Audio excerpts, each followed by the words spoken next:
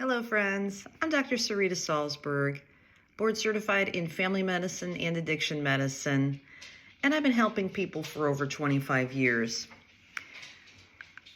I am also a former fat person. I have an MD and an MPH, but I think my most important degree is a FFP. I'm a former fat person.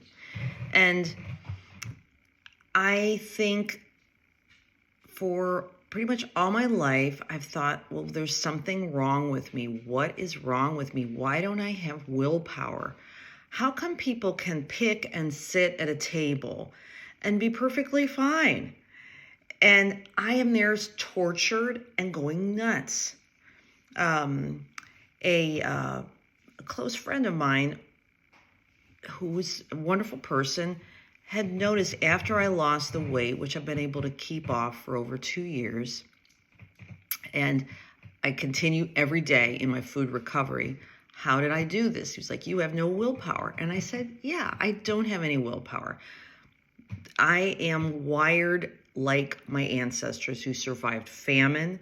My way of eating, to eat things till it's all gone, would have been great 100 years ago. I would have been the bomb. I would have been surviving famine, and your folks might have had trouble. These folks who can pick and, they have something. They are doing better in this current society. I can't do that.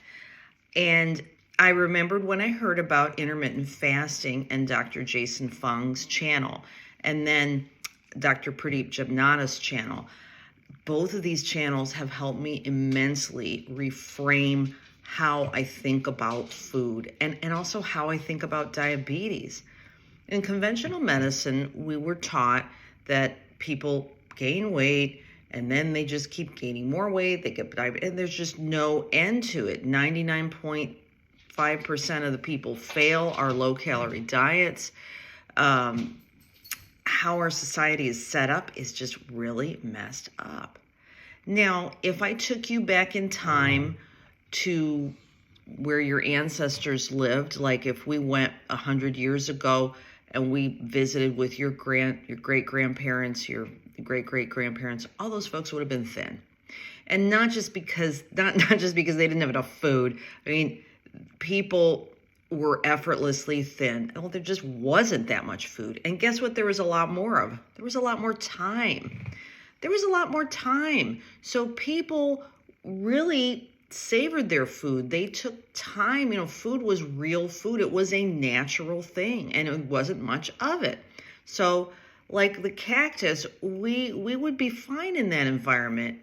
And what's really strange too is I remember when I heard about intermittent fasting, I thought, oh, this is just some other fad. I'm going to be just face down in a bowl of chips, after I do this. I'm going to go crazy. And the reality is, once you train your body to eat 2 meals a day or 1 meal a day, and then you might skip a day, but it takes time, you will realize that there are times when you have terrible cravings and you do feel lousy. But when you go from a lower carb way of eating to the intermittent fasting, it's not that bad. And it's also just a matter of, having things to do, having other non-food things to do. I think journaling and drawing really helps me. As I journal and I think about, well, what am I really hungry for? Happy Meals. Why were Happy Meals so great? I mean, you get a doll, you get something to soothe. I just loved Happy Meals. And I remember being in medicine, and I would see, McDonald's executives come in, and sometimes for physicals, and they're lovely people. And there's nothing. I grew up on McDonald's. It was a special thing when I was a kid, and we'd get little toys. These are my childhood toys, rebought on eBay. But it was such a wonderful place. My parents were working very hard, and I'd be able to sit down, get a toy, relax. So many positive associations were filled with McDonald's. So when my kids were little, I was collecting the Happy Meal toys. And again, this is not a Happy Meal either, but these are my childhood toys. So I was collecting these toys, and they were lovely. And then one day I talked with an executive and was proud that I was collecting Inspector Gadget and Tarzan and our staff. We were all collecting this.